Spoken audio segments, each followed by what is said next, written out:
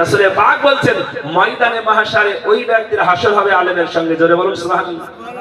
কিন্তু এখন তো আলেম দেখলে হুজুর দেখলে আমরা দূরে থাকি না, হুজুর দেখলে আমরা দূরে। আর রাসূল বলেছেন যে ব্যক্তি যত বেশি আলেমের কাছাকাছি থাকবে ও ব্যক্তি ময়দানে মাহশারে আলেমের সঙ্গে তার শাফায়াত, মানে আল্লাহ পাক শাফায়াত করবেন, আল্লাহ রাসূল ওই ব্যক্তির হাসর করবেন আলেমের সঙ্গে। তাই আপনাদের কাছে আবেদন, আপনারা দাঁড়িয়ে না থেকে একটু দয়া করে সামনের দিকে এগিয়ে এসে বসুন। বেরেলির ওই আহমদ রেজা, বেরেলির ওই আহমদ রেজা কিতাব লিখিলেন বোঝার বোঝা, কিতাব পড়ে সারা জামানা হলো প্রিয় নবীজির দিওয়ানা, নবী ছাড়া জান্নাত পাবে না,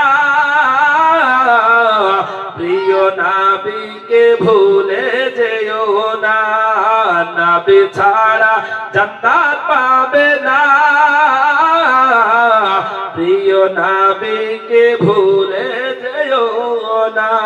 আল্লাহুম্মা সাল্লি আলা সাইয়্যিদিনা মাওলানা মুহাম্মদ ওয়া আলা আলি সাইয়্যিদিনা মাওলানা মুহাম্মদ সাল্লাল্লাহু আলা মুহাম্মাদিন সাল্লাল্লাহু আলা मुहम्मद हरदम ज़बान से निकालो पाक नामे मुहम्मद, हरदम ज़बान से निकालो शफीना मुहम्मद सल्लल्लाहु ताला अलैहि वसल्लम। ब्रादर इस्लाम, তবে আয়াতে কারিমা তেলাওয়াত করেছি।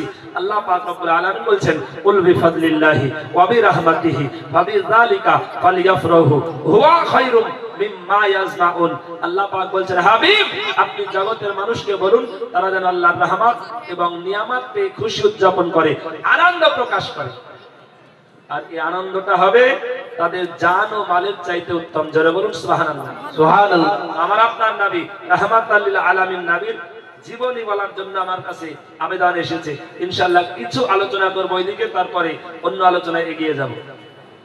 রাসূল পাক সাল্লাল্লাহু তাআলা আলাইহি ওয়াসাল্লামের জীবনী অল্প সময়ের মধ্যে বলা মানে সমাপ্ত করা সম্ভব নয়, তারপরেও অল্প কিছু একটু আলোচনা